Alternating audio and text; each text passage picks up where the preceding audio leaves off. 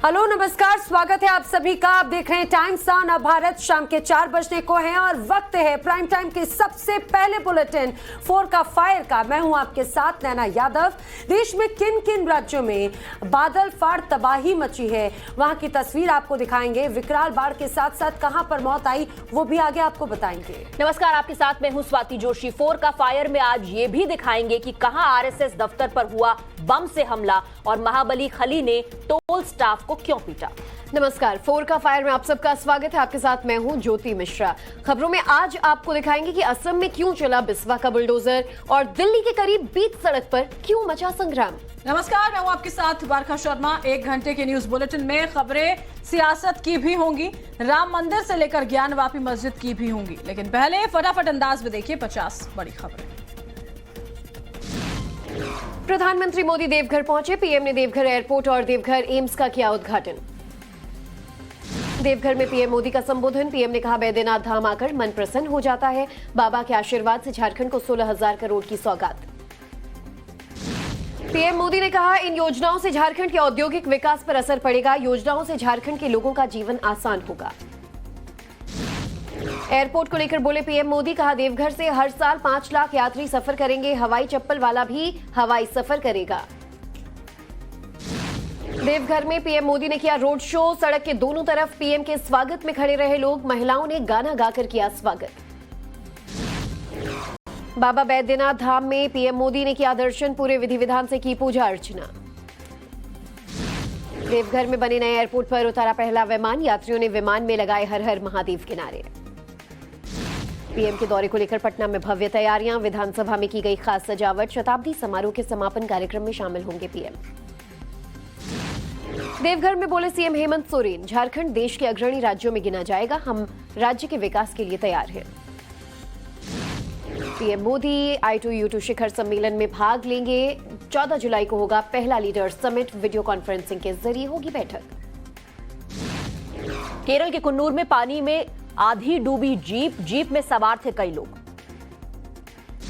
गुजरात के तापी में बाढ़ का कहर। पानी भरने के कारण घरों से सुरक्षित स्थानों पर जा रहे हैं लोग। गुजरात के नवसारी में बारिश के बाद बाढ़ जैसे हालात। पूर्णा नदी का जलस्तर खतरे के निशान से ऊपर। गुजरात के नर्मदा में हुई 17 इंच बारिश के चलते करजन डैम के 9 दरवाजों को खोला गया। 8 गांव में अलर्ट। गुजरात के राजकोट में दिखा बारिश का कहर। तेज बहाव में बह गई 2 गाड़ियां। गुजरात के नवसारी में भारी बारिश के कारण जगह जगह जल भराव। जनजीवन अस्त व्यस्त। गुजरात के अमरेली में लगातार हो रही है बारिश। तेज बारिश के बीच जंगल से खेत में आए शेर। गुजरात के वडोदरा में बारिश की हल्की फुहारें। धीमी पड़ी ट्रैफिक की रफ्तार। गुजरात के अमराईवाड़ी में भारी बारिश के बाद बाढ़ जैसे हालात। पानी बढ़ने के बाद लोगों को करना पड़ रहा है परेशानियों का सामना। नासिक में तेज बारिश के बाद गोदावरी नदी का विकराल रूप दिखा। नदी में समाये कई मंदिर। एनडीए राष्ट्रपति कैंडिडेट का सपोर्ट करेंगे उद्धव ठाकरे। सांसदों के साथ बैठक के बाद उद्धव का फैसला। सिर्फ संजय राउत ने यशवंत सिन्हा का किया समर्थन। एनसीपी अध्यक्ष शरद पवार ने बुलाई अहम बैठक। एनसीपी नेताओं के साथ बैठक में मुर्मू पर चर्चा संभव। द्रौपदी मुर्मू पर संजय राउत का बयान। कहा, मुर्मू को समर्थन का मतलब बीजेपी को सपोर्ट नहीं। राष्ट्रपति उम्मीदवार पर 1 से 2 दिनों में फैसला। उद्धव ठाकरे किसी दबाव में फैसला नहीं लेते। यशवंत सिन्हा को समर्थन करने पर बोले संजय राउत। कहा, यशवंत सिन्हा के साथ हमारी भी सद्भावना। एनडीए में रहकर प्रणब मुखर्जी को समर्थन दिया था। राष्ट्रपति चुनाव पर एनडीए उम्मीदवार को शिवसेना के समर्थन पर संजय निरुपम का ट्वीट। लिखा, पहले बाला साहेब आदेश देते थे, अब सांसद आदेश दे रहे हैं। मानसून सत्र से पहले 17 जुलाई को सर्वदलीय बैठक। बैठक में पीएम, अमित शाह, राजनाथ सिंह, खड़गे समेत कई वरिष्ठ नेता शामिल होंगे। हावड़ा पहुंची केंद्रीय मंत्री स्मृति ईरानी। बाल्टिकोरी में पृष्ठ प्रमुख के घर खाया खाना। केंद्रीय मंत्री स्मृति ईरानी ने संभाला अल्पसंख्यक मंत्रालय का कार्यभार। मुख्तार अब्बास नकवी के इस्तीफे के बाद खाली हुआ था पद। राघव चड्ढा की पंजाब सरकार की एडवाइजरी कमेटी के चेयरमैन पद पर नियुक्ति को हाईकोर्ट में चुनौती। नियुक्ति को नियमों का उल्लंघन बताया गया। 2 दिनों बाद होगी मामले की सुनवाई। कतर एयरलाइंस से विदेश दौरे पर निकले राहुल गांधी। संसद सत्र से पहले 17 जुलाई को वापस लौटेंगे। एनआईए कोर्ट में कन्हैया के आरोपियों की पेशी। 7 आरोपियों को जयपुर एनआईए कोर्ट में पेश किया गया। आरोपियों को फिर से रिमांड पर लेने की कोशिश। कन्हैयालाल हत्याकांड में उदयपुर के कुछ इलाकों में एनआईए की रेड, एटीएस और स्थानीय पुलिस ने की रेड। कुछ संदिग्ध लोगों को हिरासत में लेकर पूछताछ की। कन्हैयालाल मर्डर में अंजुमन सदर मुजीब सिद्दीकी के घर पर एनआईए टीम की जांच। सूत्रों के मुताबिक कोई संदिग्ध सामान बरामद नहीं। मुरादाबाद में एक कोयला ले जा रहे ट्रक में आग लगी। दिल्ली लखनऊ हाईवे पर हादसा हुआ। आग लगने के बाद हाईवे पर लगा लंबा जाम। असम के डिब्रूगढ़ में प्रशासन ने एक आरोपी के घर पर चलाया बुलडोजर। एक शख्स को हत्या के लिए उकसाने का आरोप है बेदुल खान पर। शिवमोगा में हिंदू लड़के पर हुए हमले को लेकर परिवार का बयान। कहा, हर्षा पर 8 मुस्लिम लड़कों ने किया हमला। हमले का सीसीटीवी वीडियो आया सामने। बरेली में सामने आया लव जिहाद का मुकाबला। 2 युवकों पर एक लड़की के अपहरण का आरोप। आरोपी के पुलिस ने किया गिरफ्तार। राजस्थान के बाड़मेर में एक पति ने अपनी पत्नी को पुलिस कांस्टेबल के साथ में कैफे में रंगे हाथों पकड़ा। पति पत्नी के बीच 3 साल से अनबन चल रही थी। राजस्थान के झालावाड़ में प्रेमी के साथ में मिलकर लड़की ने रची अपने अपहरण की साजिश। क्राइम पेट्रोल सीरियल देखकर आया आइडिया। पिता से फिरौती में मांगे 10 लाख रुपए। ग्वालियर में झपटमारों का सीसीटीवी वीडियो सामने आया। बदमाशों ने मॉर्निंग वॉक पर निकले शख्स की चेन लूटी। फुटेज के आधार पर तलाश जारी है। बुधवार को श्रीलंका के राष्ट्रपति के इस्तीफे के बीच बड़े सूत्रों से खुलासा। कोलंबो एयरपोर्ट के एयरफोर्स बेस पर हैं राजपक्षे।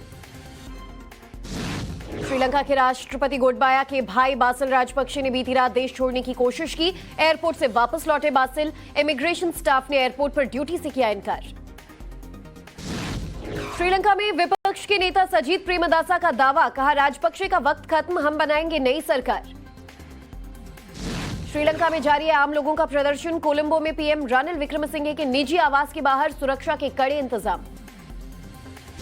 टोक्यो में हुआ शिंजो आबे का अंतिम संस्कार। आबे के पार्थिव शरीर को लाने वाली गाड़ी को शहर के तमाम प्रमुख स्थलों से गुजारा गया।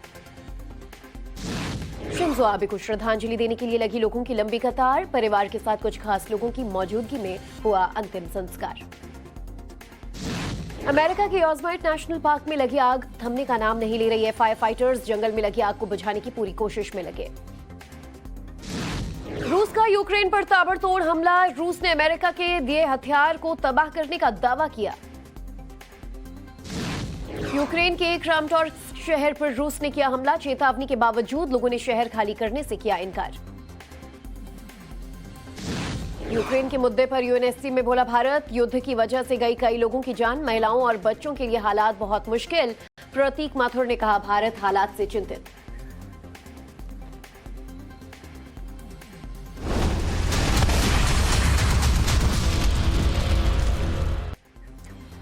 और 50 बड़ी खबरों के बाद में अब खबरें विस्तार से आपको बताते हैं। देश में पूरब से पश्चिम और दक्षिण तक बारिश और बाढ़ से हाहाकार मचा हुआ है। गुजरात के हालात ऐसे हैं जैसे वहां पर बादल फट गया हो। गुजरात में अब तक 60 से ज्यादा लोगों की जान जा चुकी है। और अगर महाराष्ट्र की बात करें तो महाराष्ट्र में 10 जुलाई तक बारिश बाढ़ से 83 मौतें सामने आई हैं। सिर्फ इन दोनों राज्यों में ही कुल मिलाकर अब तक 140 से ज्यादा लोगों की बारिश और बाढ़ के चलते जान जा चुकी है।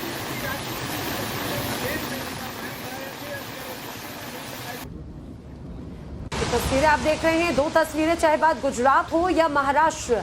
देखिए किस तरह से बाढ़ बारिश से यहाँ पर लगातार हो रही बारिश से बाढ़ जैसे हालात हैं और उसके बाद में जनजीवन कैसे अस्त व्यस्त हो चुका है, ये तस्वीरें बताने के लिए काफी हैं। अलग अलग राज्यों की तस्वीरें आपके सामने होंगी। महाराष्ट्र के नासिक में कैसे भारी बारिश की वजह से अब बाढ़ जैसे हालात हो गए हैं। कई निचले इलाके पूरी तरह से पानी में डूब चुके हैं। नासिक में गंगापुर बांध का पानी छोड़े जाने की वजह से गोदावरी नदी का जलस्तर काफी बढ़ा हुआ है। 14 जुलाई तक जिले में रेड अलर्ट जारी कर दिया गया है। ऐसा सैलाब शायद ही आपने देखा होगा। ये समंदर की लहरें नहीं, ये नासिक की तस्वीरें हैं जहां सड़कों पर समंदर नजर आ रहा है। पानी के इस जलजले के बीच जो भी आया वो तिनके की तरह बह गया। मूसलाधार बारिश से पूरा शहर जलमग्न है और कई इलाके डूबने की कगार पर हैं। हालात ऐसे हैं कि दैवीय आपदा में भगवान के मंदिर भी समा गए, फिर आम आदमी की क्या बिसात। घरों का डूबना कौन सी बड़ी बात है। घरों में कमर तक पानी भरा हुआ है। सड़कों का हाल हम पहले ही बता चुके हैं। सड़कें कम, समंदर ज्यादा लग रही हैं। जहां कल तक सर पर गाड़ियां दौड़ती थी, आज वहां नाव चलने की नौबत है। आलम यह है कि नासिक के इस इलाके में दूर दूर तक सिर्फ पानी ही पानी नजर आता है। और अगर जल्द हालात नहीं सुधरे, बारिश नहीं रुकी, तो जलस्तर के बढ़ने के और भी आसार हैं। और ऐसा होने पर हालात बिगड़ना तय है। ऐसे में लोग आसमानी आफत से बचने के लिए भगवान भरोसे ही नजर आ रहे हैं। तो देश में मानसून दस्तक दे चुका है, लेकिन कई राज्यों में मानसून ने तांडव मचा दिया है और गुजरात उन्हीं राज्यों में से एक है। यहाँ दक्षिण और मध्य गुजरात के कई ऐसे हिस्से हैं, कई ऐसे इलाके हैं जहां भारी बारिश होने की वजह से कुछ नदियों का जलस्तर बढ़ गया और कई निचले इलाकों में पानी भर गया, जिसकी वजह से 1500 से ज्यादा लोगों को सुरक्षित स्थान पर पहुंचाया गया है।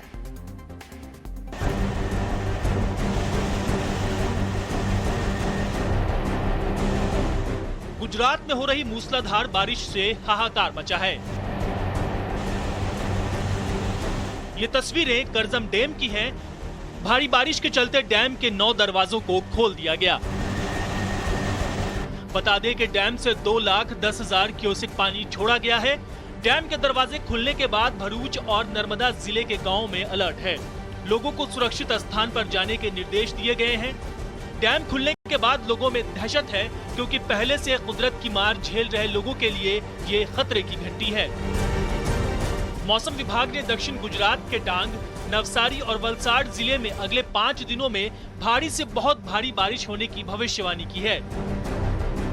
और ये भविष्यवाणी लोगों की जिंदगी पर भारी पड़ सकती है। Bureau report, times now of Bharat.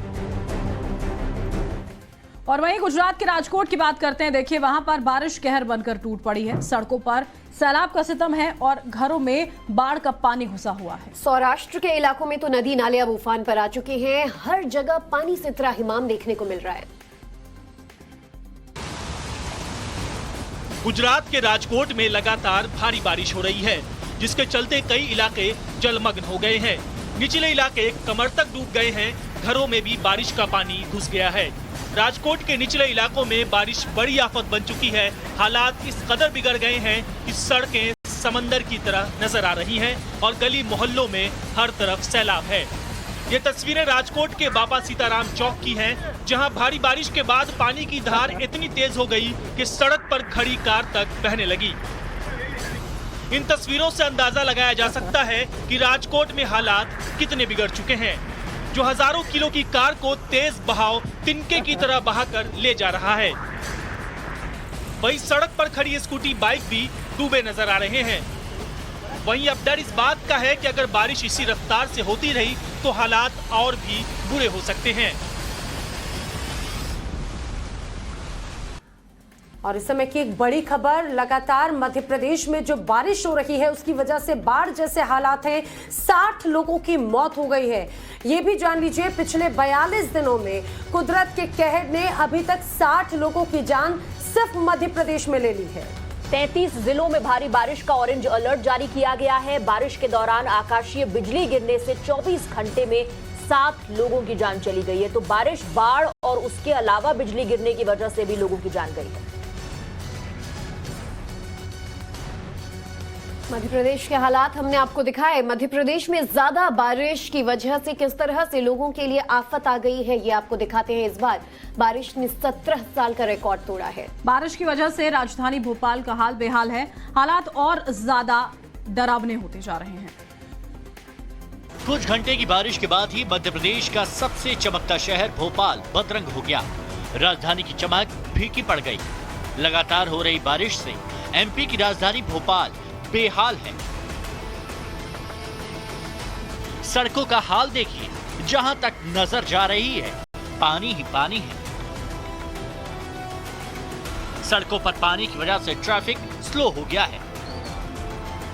अब सड़क के किनारे का हाल देखिए। जेसीबी से मलबा हटाने का काम जारी है, ताकि सड़क में जमा पानी को हटाया जा सके। शहर के निचले इलाकों में और भी बुरा हाल है। घरों में पानी घुस आया। लोग अब सामान बचाने की कोशिश में जुटे हैं। भोपाल प्रशासनिक अकादमी से शाहपुरा की ओर जाने वाली सड़क पानी में डूब गई। मौसम विभाग के मुताबिक जुलाई के महीने में 17 साल की बारिश का रिकॉर्ड टूट गया।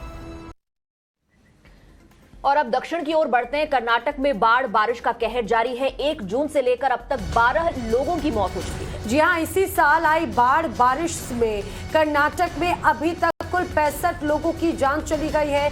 1 जून से अभी तक, आज 12 तारीख है, आप समझिए 12 दिनों में ही अब 12 लोगों की जान अभी तक जा चुकी है और लगातार जो हालात हैं वो और भी ज्यादा चिंताजनक हैं। ये तस्वीरें आपके सामने कर्नाटक की, जहां पर आसमानी आफत लोगों के लिए मुसीबत का सबब बनी हुई है। और बात केरल की करते हैं, जहां पर कासरगोड से लैंडस्लाइड की भी तस्वीरें देखने को मिली हैं। बिल्कुल, पहाड़ से गिरने वाले मलबे ने पेट्रोल पंप को कैसे अपनी चपेट में ले लिया, इस रिपोर्ट में देखिए।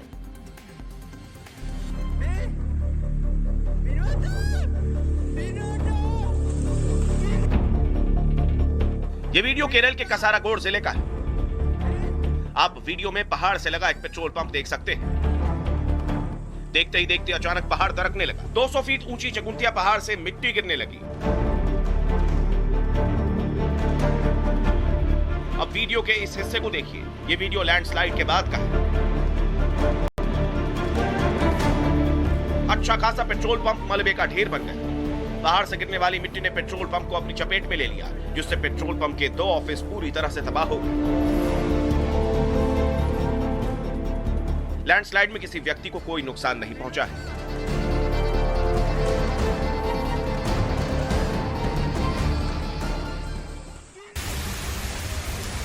बाढ़ और बारिश की वजह से केरल का कन्नूर जिला भी प्रभावित है। मौसम विभाग के मुताबिक अगले 5 दिनों तक केरल में भारी बारिश होने की आशंका है। साथ ही साथ कई इलाकों में तेज हवाओं का भी अलर्ट जारी किया गया है। कन्नूर से आई इन तस्वीरों को देखिए। यहाँ पानी में एक जीप फंसी हुई है। पानी में जीप फंसने की वजह से इसमें सवार लोगों की जान आफत में आ गई, जिसके बाद आसपास के लोग मदद के लिए पहुंचे। लोगों ने जीप को पानी से निकालने की कोशिश की, लेकिन उनकी कोशिश कामयाब नहीं हुई।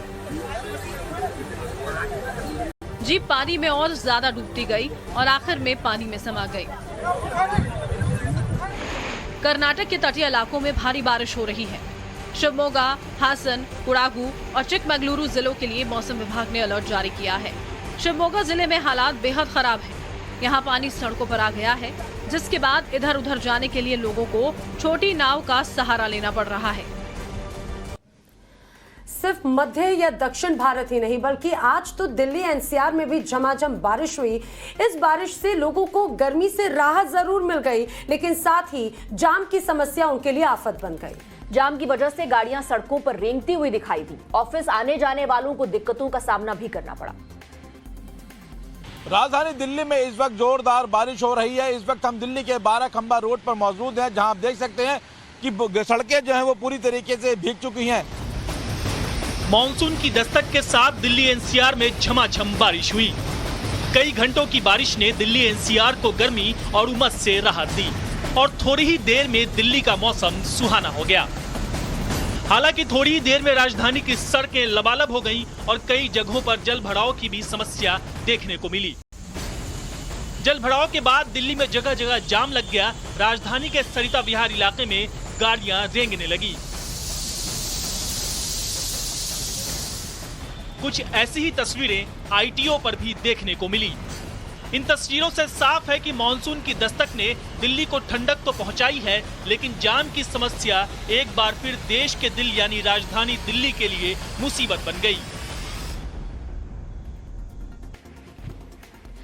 इस वक्त की एक और बड़ी खबर, आज देवघर में पीएम मोदी ने एक बड़ा बयान दिया है। प्रधानमंत्री ने कहा कि हजारों करोड़ की योजनाएं आज बाबा के चरणों में अर्पित कर रहे हैं। पीएम ने कहा, बाबा धाम में सुविधाओं का विस्तार किया गया है। हम जिसका शिलान्यास करते हैं उसका लोकार्पण भी करते हैं। ये बातें जो हैं वो प्रधानमंत्री नरेंद्र मोदी की ओर से देवघर में कही गई। अभी उतनी ही देर से पहुंचती थी, उनका नंबर ही नहीं लगता था। इसलिए झारखंड को, संथाल परगना के इस बहुत बड़े क्षेत्र को सुविधाओं के लिए लंबा इंतजार करना पड़ा। और मुझे गर्व है कि भाजपा की सरकार, एनडीए की सरकार गरीब की सेवा की भावना से उनके लिए जी जान से काम कर रही है। हम गांव गांव तक सड़कें बना रहे हैं ताकि सुविधा मिले तो सबको मिले। हम गरीबों के लिए नए घर बन रहा है। झारखंड के 12 लाख गरीब परिवारों को पक्के घर मिले हैं। भाइयों बहनों, हमारी सरकार बनने के बाद 12 लाख गरीब भाइयों को, मेरे आदिवासी भाई बहनों को पक्के घर मिले हैं। हर परिवार को बिजली मिले, पर्याप्त बिजली मिले, गरीब से गरीब बहनों को रसोई गैस मिले, हर घर जल पहुंचे, इसके लिए हम निरंतर काम कर रहे हैं। हमारी सरकार के ऐसे ही प्रयासों से मेरे गरीब भाई बहनों में गरीबों के विरुद्ध लड़ने का, गरीबी के खिलाफ लड़ने का, गरीबों को गरीबी के खिलाफ लड़ने के लिए तैयार करने का, गरीबी दूर करने का नया साहस पैदा हुआ है। भाइयों और बहनों, हमारी सरकार गरीब की मुसीबतें समझती है, गरीब के सुख दुख की साथी है। कोरोना के इस कालखंड में 100 साल की सबसे बड़ी महामारी आई। इस दौरान हमारी सरकार ने गरीब को मुफ्त वैक्सीन से लेकर उनके खाने पीने तक हर चीज का ध्यान रखा। और इतना बड़ा देश, कोई गरीब के घर का चूल्हा न जले, इसकी हमने पूरी तकेदारी। और इस वक्त एक और बड़ी खबर आ रही है। कन्हैया लाल हत्याकांड से जुड़ी हुई आरोपियों की कोर्ट में पेशी हुई है। मोहम्मद रियाज और मोहम्मद गौस, मोहसिन खान और उसके साथ ही आशिक हुसैन को कोर्ट में पेश किया गया है। 3 आरोपियों को पुलिस कस्टडी में भेजा गया है। इस वक्त की बड़ी खबर है। जी हाँ, दरअसल 3 आरोपियों को पुलिस कस्टडी और 4 आरोपियों को न्यायिक हिरासत में भेजा गया। बता दें कि आज कन्हैयालाल केस में आरोपियों को दोबारा एनआईए कोर्ट में पेश किया गया और उसमें अब एनआईए ने एक बार फिर से जो कस्टडी मांगी थी। इस बीच बड़ी खबर, 4 आरोपियों को न्यायिक हिरासत में भेजा गया है।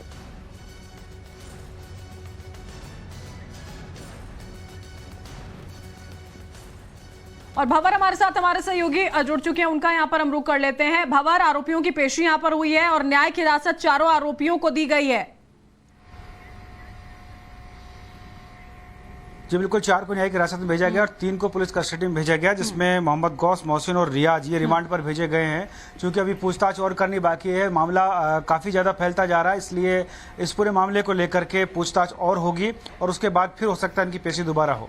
जी भंवर, जिन 3 लोगों को पुलिस कस्टडी में रखा गया है, उनके नाम क्या बताए जा रहे हैं? वो किस तरह से इस हत्याकांड में शामिल थे और क्या कुछ उनसे अब पूछताछ होगी? देखिए, मोहम्मद गौस, मोहसिन और रियाज, जबकि मोहम्मद गौस और रियाज ये दोनों साथी थे जिन्होंने वीडियो भी वायरल किया था। इन दोनों ने हत्या की थी और बाकी जो लोग हैं वो इनके साथ देने वाले थे प्लान बी में।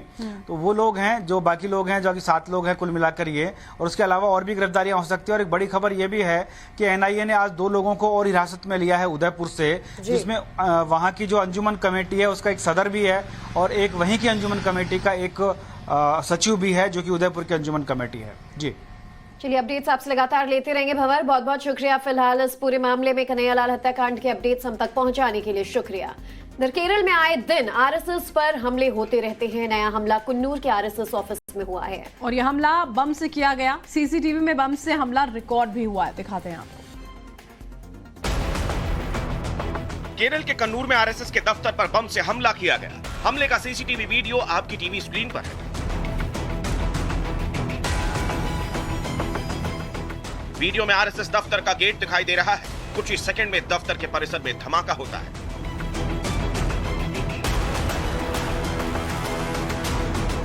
धमाके के साथ ही धूल और धुएं का गुबार उठता है। आरएसएस के दफ्तर पर यह हमला सोमवार रात 11:30 बजे हुआ। सीसीटीवी वीडियो में देखने से पता चलता है कि बम का धमाका बेहद शक्तिशाली था, जिससे आरएसएस दफ्तर की खिड़कियां टूट गईं।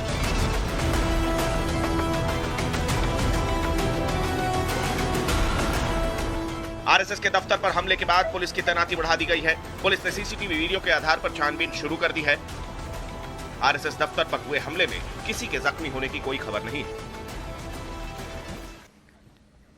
बढ़ रहे हैं आगे, गाजियाबाद से खबर आ रही है जहां पर बीच सड़क जबरदस्त ड्रामा हुआ। 4 लोग छोटी सी किसी बात को लेकर उलझ गए और उनके बीच जमकर मारपीट। जी हाँ, बड़ी बात यह है कि 4 लोगों में सबसे ज्यादा मारपीट करने वाली 2 लड़कियां थी। देखिए एक रिपोर्ट।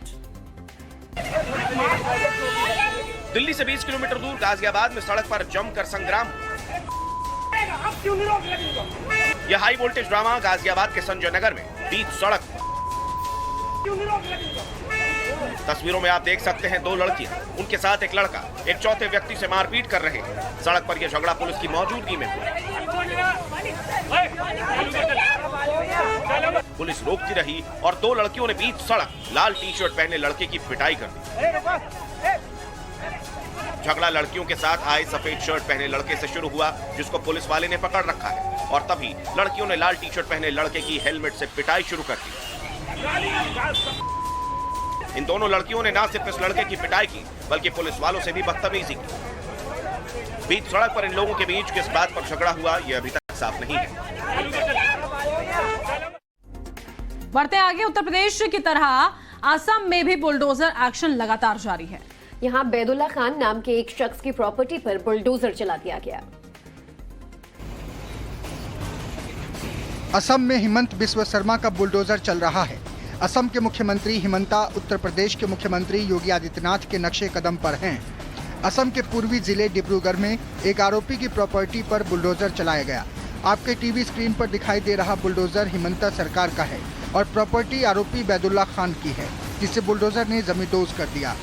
बैदुल्ला खान की प्रॉपर्टी पर बुलडोजर एक्शन की वजह animal rights activist Vineet Bagaria की आत्महत्या है। दरअसल विनीत बागरिया ने आत्महत्या से पहले एक वीडियो बनाया था, जिसमें विनीत ने 3 लोगों पर उन्हें धमकाने का आरोप लगाया था। जिस बैदुल्ला खान की प्रॉपर्टी पर बुलडोजर चलाया गया वो भी विनीत बागरिया को धमकाने का आरोपी है। बैदुल्ला खान के साथ साथ विनीत बागरिया ने निशांत शर्मा और शमसुल्ला खान पर भी धमकाने का आरोप लगाया था। बैदुल्ला खान की प्रॉपर्टी पर बुलडोजर कार्रवाई से पहले असम के मुख्यमंत्री हिमंता खुद विनीत बागरिया के घर गए थे और परिवार से माफी मांगी थी। वहीं उत्तर प्रदेश के उन्नाव में एक टीचर की बेरहमी का एक वीडियो सामने आया है, वो वीडियो आपको दिखाएंगे। टीचर स्टूडेंट को धमका रही है और लगातार उसकी पिटाई भी कर रही है, थप्पड़ मार रही है, छात्रा के बाल भी खींचे जा रहे हैं।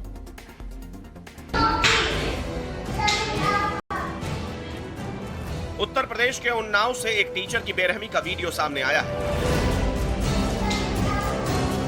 वीडियो में साफ साफ देखा जा सकता है कि टीचर एक छात्रा की पिटाई कर रही है। वीडियो में थप्पड़ मारने की आवाज भी साफ साफ सुनी जा सकती है। टीचर स्टूडेंट को धमका रही है और साथ ही लगातार उसकी पिटाई कर रही है, थप्पड़ मार रही है, छात्रा के बाल खींच रही है। ये टीचर शिक्षा मित्र है। टीचर के सिर के ऊपर बोर्ड पर लिखा है, शिक्षा से बड़ा कोई दूसरा मित्र नहीं हो सकता। खुद टीचर ही कानून का उल्लंघन कर रही है, छात्रों को पूरी तरह पीट रही है। टीचर ने छात्रा को सिर्फ इसलिए पीटा क्योंकि क्लास में शोर हो रहा था।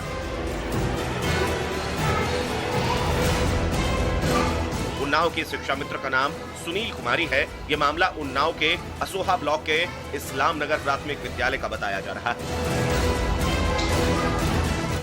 खबरों में आगे बढ़ते हैं। अमरनाथ में हादसे के बाद यात्रा एक बार फिर से शुरू हो गई है। पंचतरणी और बालटाल से यात्रा को शुरू किया गया है। तीर्थयात्री दर्शन के लिए पवित्र गुफा पहुंचे हैं। देखिए, हादसा जब हुआ, बादल फटा, उसके बाद यात्रा फिर से शुरू की गई थी और उसके बाद जब वो जत्था रवाना हुआ तो बताया गया कि वो जत्था दर्शन के लिए पवित्र गुफा में पहुंच चुका है। तस्वीरें भी यहाँ पर आपके सामने हैं। हादसे के बाद फिर से अमरनाथ यात्रा जो है वो कल शुरू कर दी गई थी और उसके बाद जो पहला जत्था है वो वहां पर पहुंचा है। अब से कुछ दिन पहले ही जब ये हादसा हुआ, जब वहां पर क्लाउड बर्स्ट हुआ और उसके बाद में बादल फटने के बाद वहां पर 25 टेंट उस सैलाब में बहते चले गए, 3 लंगर उसमें बह गए, कई लोग उसमें बहते चले गए। कुछ लोग अभी भी लापता बताए जा रहे हैं। हालांकि ये माना जा रहा था कि उस पूरे हादसे के बाद में यात्रा शुरू होना थोड़ा कठिनाईपूर्ण होगा, क्योंकि खुद मौसम विभाग की तरफ से जिस तरह से अंदेशा जताया गया और जो रेस्क्यू टीम थी उनका कहना है फिसलन है। अब ऐसे में थोड़ा सा रिस्क जरूर यहाँ पर है। बढ़ रहे आगे, अयोध्या में भव्य राम मंदिर निर्माण का काम जोरों पर चल रहा है। चौखट और दरवाजों का काम शुरू हो चुका है, जबकि गर्भगृह 2023 के अंत तक तैयार हो जाएगा कहा जा रहा है। आपको दिखाते हैं राम मंदिर की सबसे ताजा तस्वीरें। धर्म नगरी अयोध्या में श्री राम जन्मभूमि पर रामलला के भव्य और दिव्य राम मंदिर का निर्माण तेजी से चल रहा है। राजस्थान के बंसी पहाड़पुर के गुलाबी पत्थर से मंदिर का निर्माण हो रहा है। मंदिर के प्रथम तल यानी गर्भगृह का निर्माण कार्य दिसंबर 2023 से जनवरी 2024 के बीच पूरा कर लिया जाएगा। इसी बीच गर्भगृह में रामलला को विराजमान करने की तैयारी है। जानकारी के मुताबिक मंदिर के प्रथम तल पर 14 दरवाजे होंगे। अब इन दरवाजों को लगाए जाने के लिए सफेद रंग के मकराना मार्बल के चौखट और बाजू लगाए जाएंगे, जिनकी नक्काशी मुस्लिम समाज के लोगों ने की है। ये चौखट और बाजू श्री राम जन्मभूमि की कार्यशाला में लाकर सुरक्षित रख दिया गया है। अब मंदिर निर्माण के साथ इन्हीं चौखट और बाजू से रामलला का गर्भगृह द्वार और 13 दूसरे द्वार बनाए जाएंगे। हालांकि इसके लिए लकड़ी का चयन किया जाना है। सावन 14 जुलाई से शुरू हो रहे हैं। उससे पहले 12 ज्योतिर्लिंगों में से एक उज्जैन के महाकाल मंदिर को भव्य रूप दिया जा रहा है। बिल्कुल, सावन के लिए महाकाल के मंदिर में खास तैयारियां की जा रही हैं। महाकाल की पालकी के साथ निकलने वाले रथ को भी बेहद अनोखे अंदाज में तैयार किया जा रहा है।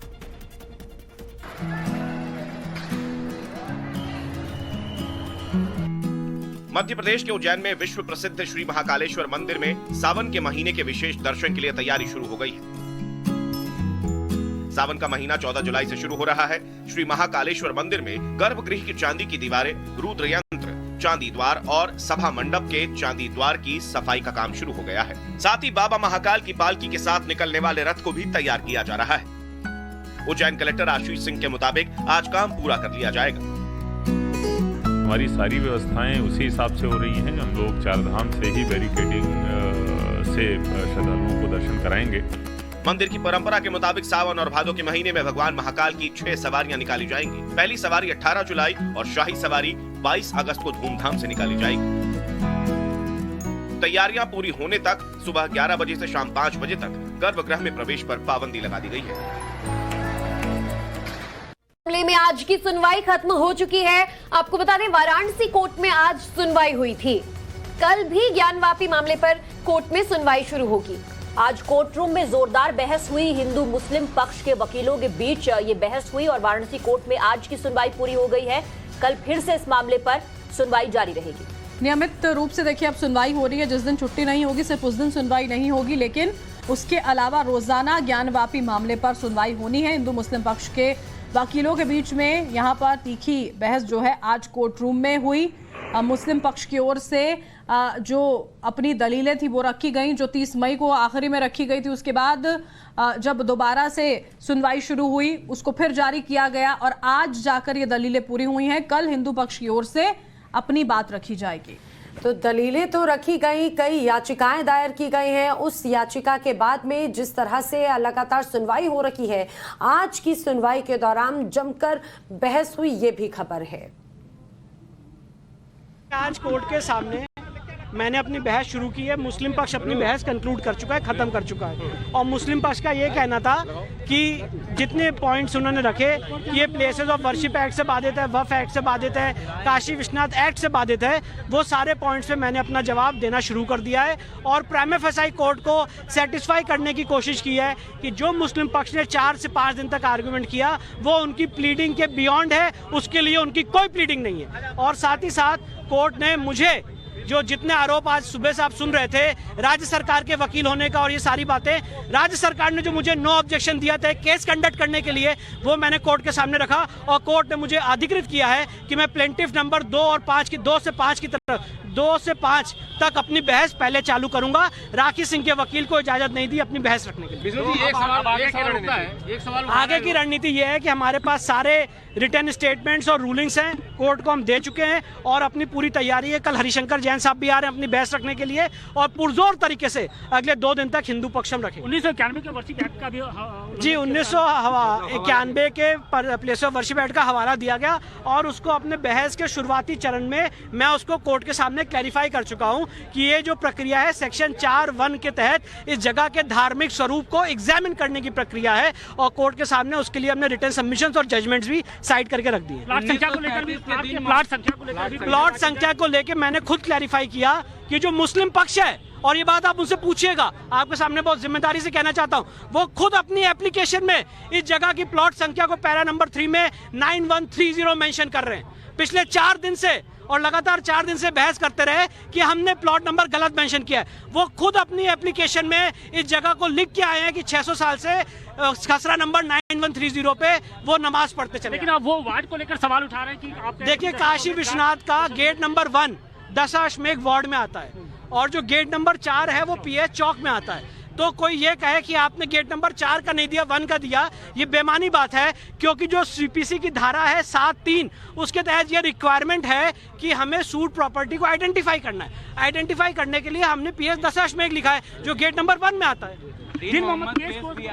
देखिए, दीन मोहम्मद का केस इस केस पे अप्लाई नहीं होता है। हमने वो कोर्ट के सामने बात रखी है और आगे भी रखेंगे, क्योंकि उसमें कोई भी हिंदू पक्षकार पार्टी नहीं था।